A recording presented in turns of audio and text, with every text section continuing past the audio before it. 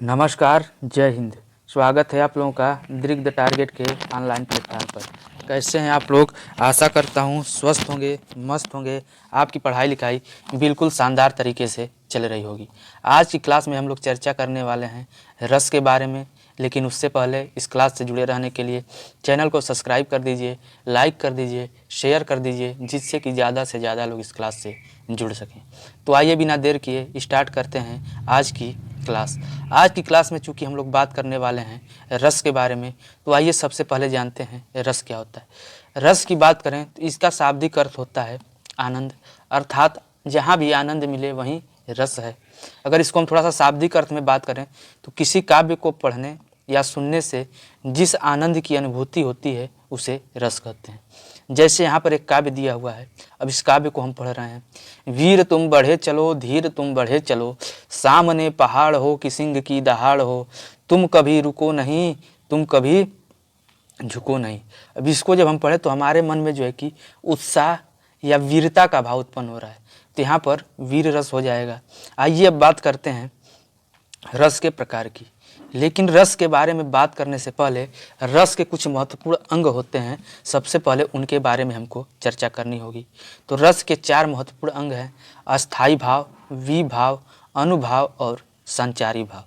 तो आइए सबसे पहले चर्चा करते हैं हम लोग अस्थाई भाव के बारे में। अस्थाई भाव का क्या मतलब है? अस्थाई भाव का मतलब है कि जैसे आप किसी काव्य को पढ़े और उस काव्य को पढ़ने से आपके अंदर मन में जो भाव निकल के आया, यदि वीरता का भाव निकल के आया तो वीर अस्थाई भाव हो जाएगा। उसी प्रकार यदि आपके अंदर डर का भाव आ गया तो भय अस्थाई भाव हो जाएगा।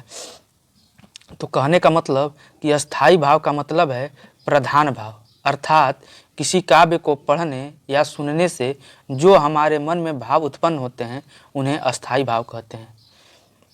और इनकी संख्या 9 मानी गई है। इस बात को विशेष ध्यान रखेंगे कि अस्थाई भावों की संख्या 9 मानी गई है। रति, रति का मतलब होता है प्रेम।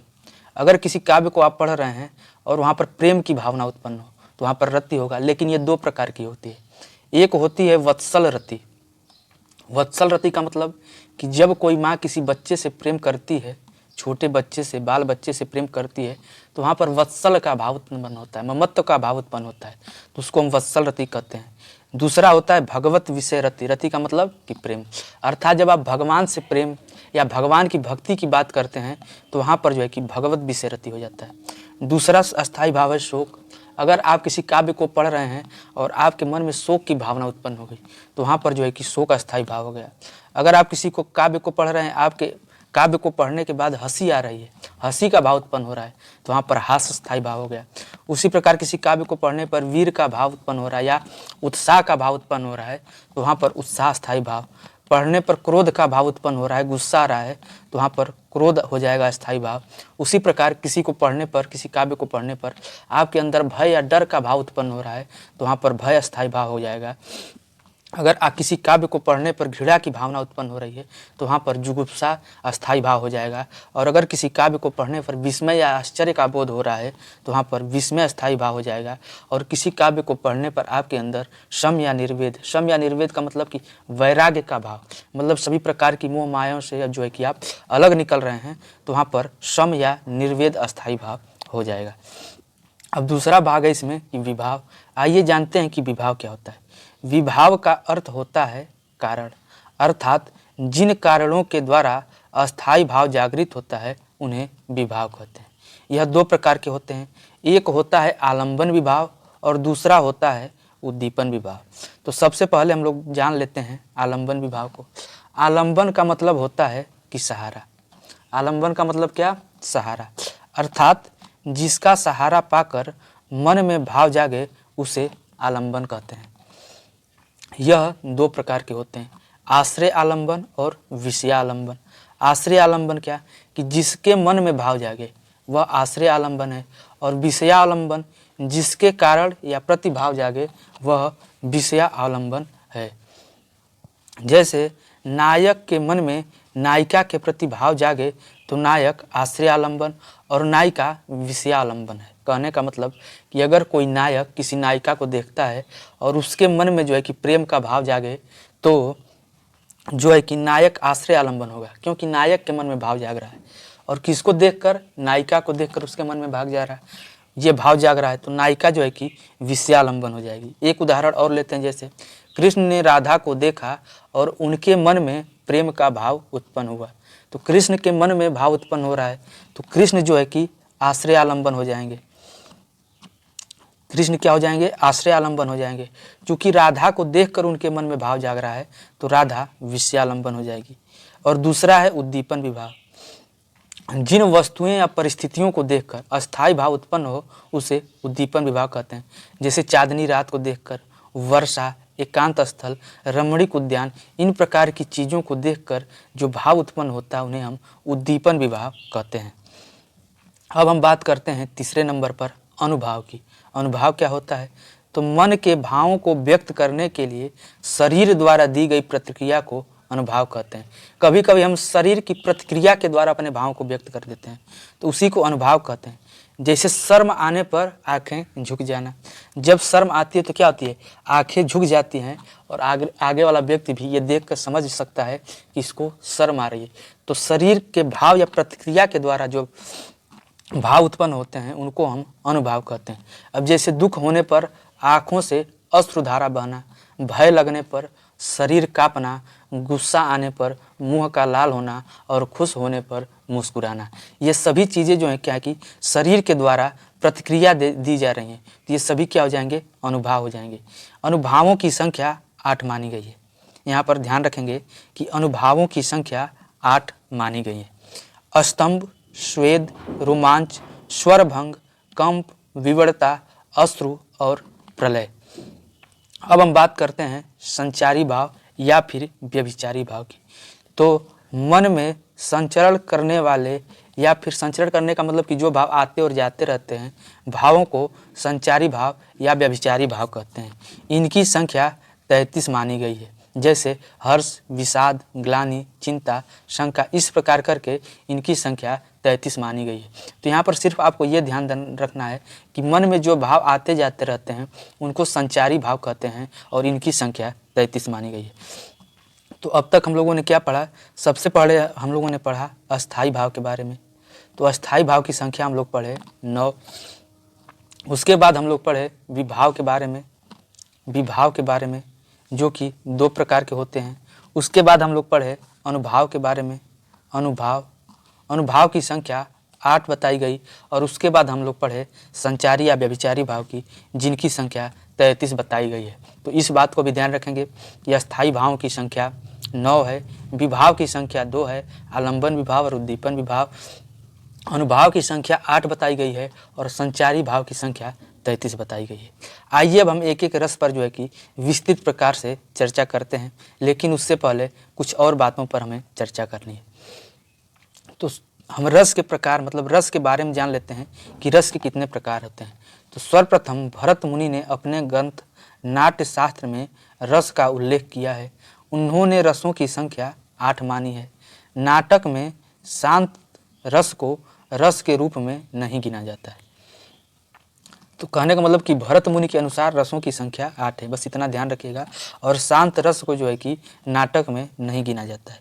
उसके बाद आचार्य अभिनव गुप्त आए और उन्होंने कहा कि नवमो अपि शांतो रसः, कहकर 9 रस को काव्य में स्वीकार किया।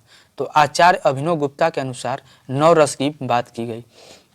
अब बात करते हैं आधुनिक काव्य शास्त्रियों की।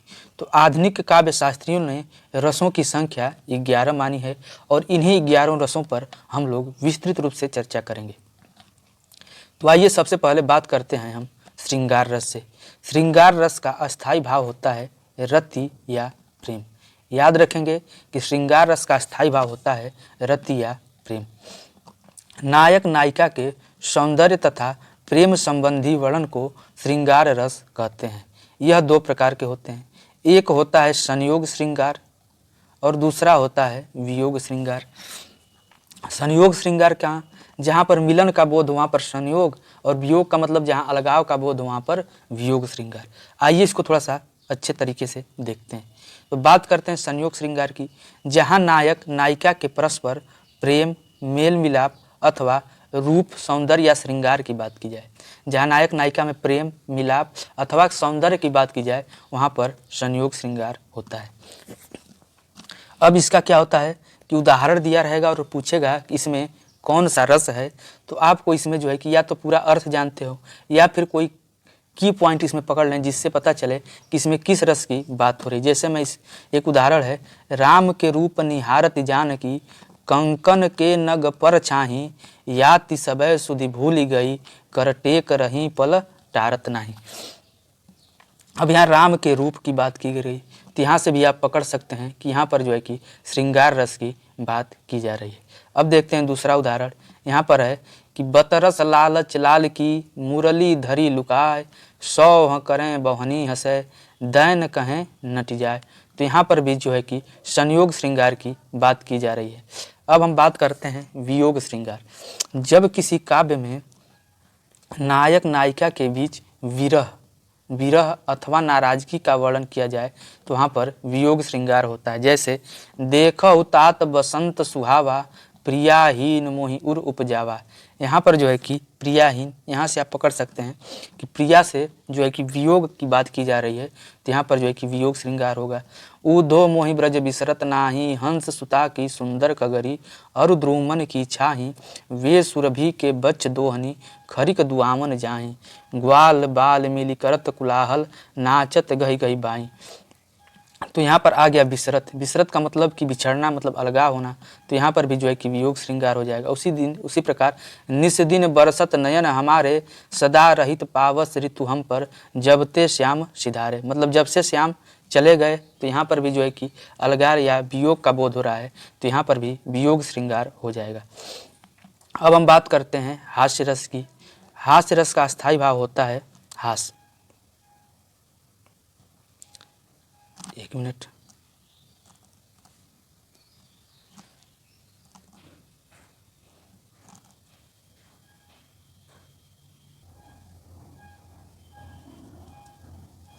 हास्य का स्थायी भाव होता है हास। यहाँ पर ध्यान रखेंगे कि हास का स्थायी भाव होता है हास। जब किसी काव्य में किसी घटना, परिस्थिति, वेशभूषा, वाणी, आकार का ऐसा वर्णन किया जाए कि उसे पढ़कर या सुनकर मन में हंसी का भाव उत्पन्न हो, तो वहाँ पर हास्य रस होता है। जैसे यहाँ पर है कि तंबुरा ले मंच पर बैठे प्रेम प्रताप, साज मिले 15 मिनट, घंटा भर आलाप, राग में मारा गोता, धीरे धीरे खिसक चुके थे सारे श्रोता। कहने का मतलब कि तंबुरा एक वाद्य यंत्र होता है, उसको लेकर प्रेम प्रताप जी जो है कि मंच पर बैठते हैं और 15 मिनट तक जो है कि साज मिलाते हैं और घंटा भर का आलाप लेते हैं, और जब तक आलाप मारते हैं तब तक धीरे धीरे वहाँ से श्रोता सभी चले जाते हैं। तो इसको पढ़ने पर कहीं ना कहीं हंसी की भावना उत्पन्न हो रही है, तो यहाँ पर हास भाव हो जाएगा। उसी प्रकार है काहून लखा सो चरित विशेखा, जो स्वरूप नृप कन्या देखा, मरकट बदन भयंकर देही, देखत हृदय क्रोध बाते ही, जेहि दिशि नारद बैठे फूली, सो दिशि तेहिन बिलो की भूली, पुनि पुनि मन उसकाहि अकुलाहि, दे की दशा हर जन मुस्काही। अब यहाँ पर मुस्काही आ गया, तो यहाँ से भी आप पकड़ सकते हैं कि यहाँ पर जो है कि हास्य रस की बात की जा रही है। अब बात करते हैं करुण रस की। तो इसका स्थायी भाव होता है शोक, अर्थात जब किसी काव्य को पढ़ने से दुख या शोक का भाव उत्पन्न हो तो वहाँ पर करुण रस होता है। जैसे कहा है कि हाय राम कैसे झेले हम, अपनी लज्जा अपना शोक, गया हमारे ही हाथों से अपना राष्ट्रपिता परलोक। तो यहाँ पर जो है कि राष्ट्रपिता के परलोक जाने की बात हो रही है, अर्थात शोक का भाव उत्पन्न हो रहा है। तो यहाँ पर जो है कि आपका करुण रस हो जाएगा। शोक विकल सब रोवहि रानी, रूपशील बलु तेज बखानी, करहि विलाप अनेक प्रकारा, परहि भूमि तल बारहि बारा। यह जब रावण मारा जाता है, रावण की मृत्यु हो जाती है, तो उस समय सभी रानियां जो है कि विलाप कर रही हैं। विलाप आ गया, यहाँ से भी पकड़ लेते हैं। उसके रूपशील बल और तेज का बखान करते हुए विलाप कर रही हैं और सभी बार बार जो है कि भूमि पर गिर रही हैं। तो यहाँ से भी जो है कि शोक की भावना उत्पन्न हो रही है, अर्थात यहाँ पर करुण रस होगा। अब हम बात करते हैं वीर रस की। वीर रस का स्थायी भाव होता है उत्साह। कहने का मतलब कि जब किसी काव्य को पढ़ने से मन में उत्साह का या वीरता का भाव उत्पन्न हो तो वहाँ पर वीर रस होता है। जैसे वीर तुम बढ़े चलो, धीर तुम बढ़े चलो, सामने पहाड़ हो कि सिंह की दहाड़ हो, तुम कभी रुको नहीं, तुम कभी झुको नहीं। तो यहाँ पर क्या है, वीरता का भाव उत्पन्न हो रहा है, तो यहाँ पर वीर रस हो गया। दूसरा है कि झाला को राड़ा जान मुगल, फिर टूट पड़े थे झाला पर, मिट गया वीर जैसे मिटता है परवाना दीपक ज्वाला पर। तो यहाँ पर क्या है कि वीरता का भाव, यहाँ पर देखिए वीर भी आ रहा है, तो यहाँ से भी आप पकड़ लेते हैं, यहाँ पर वीरता का भाव उत्पन्न हो रहा है, अर्थात यहाँ पर वीर रस से होता है। मैं सत्य कहता हूँ सखे सुकुमार मत जानो मुझे, यमराज से भी युद्ध में प्रस्तुत सदा मानो मुझे। अर्थात युद्ध की बात या फिर वीरता की बात की जा रही है, तो यहाँ पर भी जो है कि वीर रस हो जाएगा। उसी प्रकार साजी चतुरंग सैन अंग में उमंग धारी, सरज शिवाजी जंग जीतन चलत हैं। तो यहाँ पर क्या हुआ, यहाँ पर भी वीरता का भाव उत्पन्न हो रहा है कि अपने सभी सैनिकों को वो जो है कि इकट्ठा करके चतुरंग के साथ जो है कि उमंग से भरे हुए शिवाजी जो है कि जंग जीतने के लिए निकल रहे हैं। तो यहाँ पर भी वीरता का भाव उत्पन्न हो रहा है, यहाँ भी वीर रस होगा। अब हम बात करते हैं रौद्र रस की। तो रौद्र रस का स्थायी भाव होता है क्रोध, अर्थात जब किसी काव्य में अपना अथवा प्रतिशोध के कारण क्रोध का भाव उत्पन्न हो तो वहाँ पर रौद्र रस होता है। कहने का मतलब, यदि आप किसी काव्य को पढ़ रहे हैं और उस काव्य को पढ़ने से ऐसा महसूस हो कि इसमें क्रोध या गुस्से की बात की जा रही है, तो वहाँ पर रौद्र रस होगा और इसका स्थायी भाव क्रोध होता है।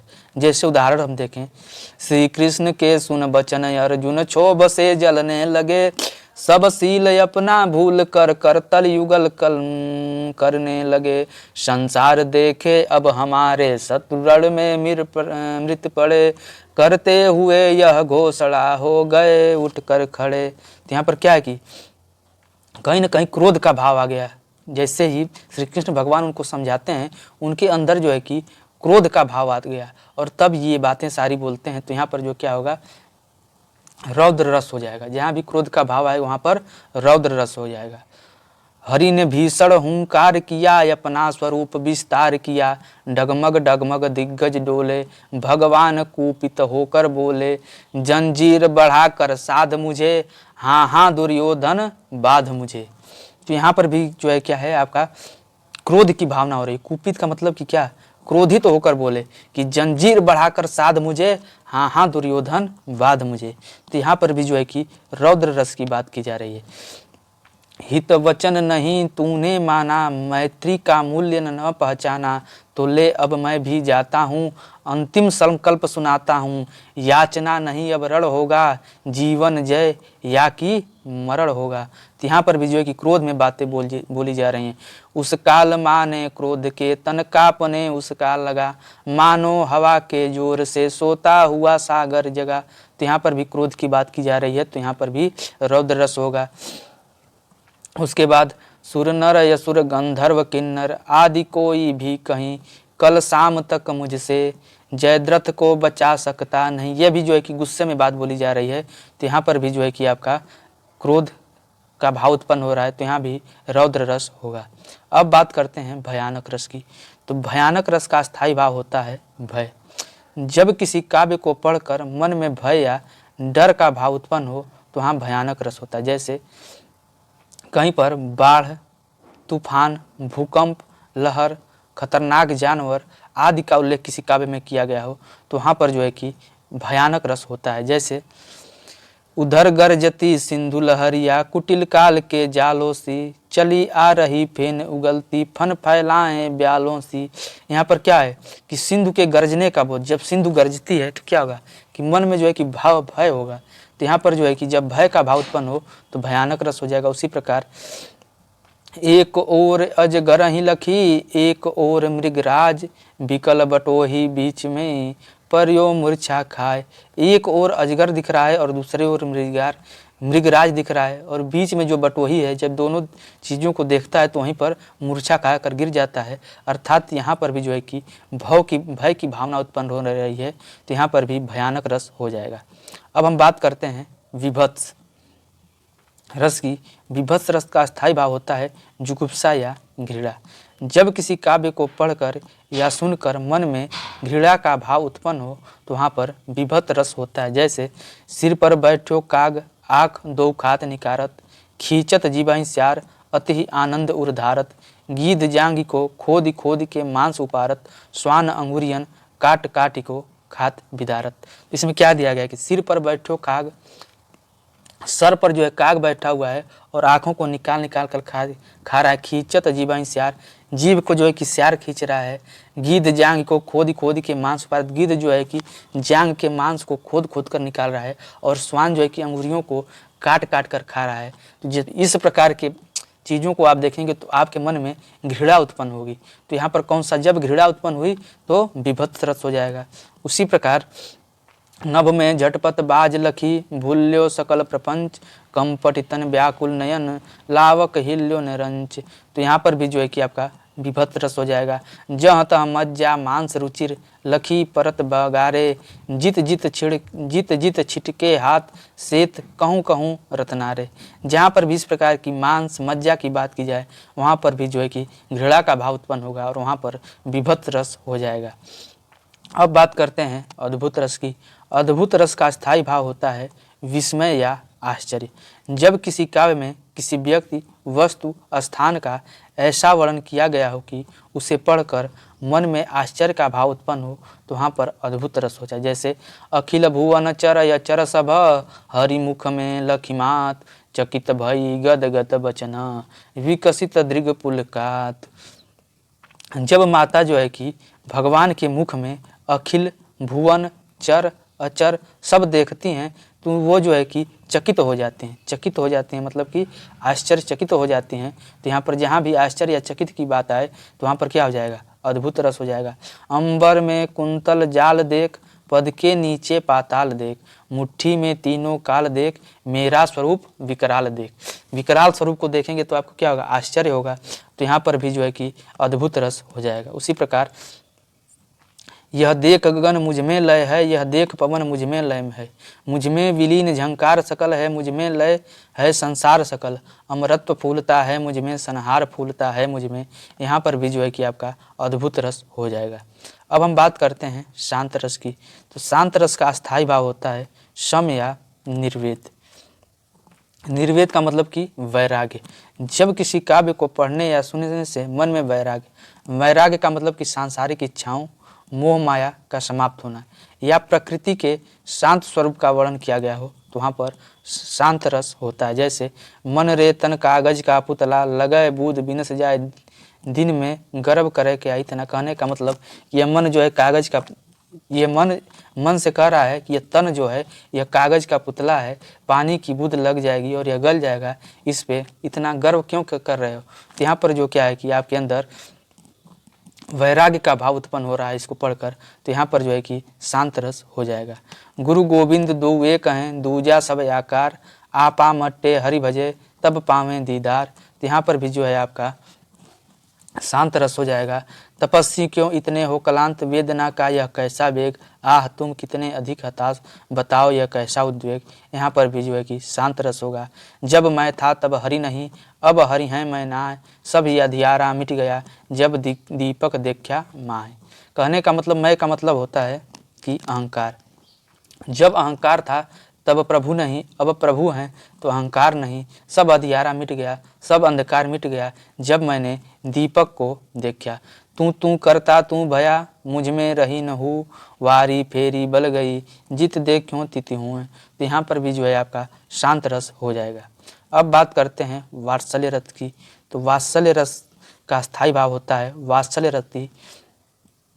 वात्सल्य रस क्या होता है, तो जब किसी बच्चे से प्रेम किया जाता है तो उसे वात्सल्य प्रेम कहते हैं। अर्थात जब किसी काव्य में बालक की बाल लीलाओं का ऐसा वर्णन किया जाए उसे पढ़कर या सुनकर मन में ममत्व का, वात्सल्य प्रेम का भाव उत्पन्न हो जाए तो वहाँ पर वात्सल्य रस होता है। जैसे किलकत कान घुटरुअन आवत, मणिमय कनक मंद के आंगन, नंद के आंगन बिंब पकड़िए धावत। मतलब हंसते हुए कान्हा जो है कि आ रहे हैं और वो अपने परछाई को बार बार पकड़ने के लिए दौड़ रहे हैं किसान नंद के आंगन में।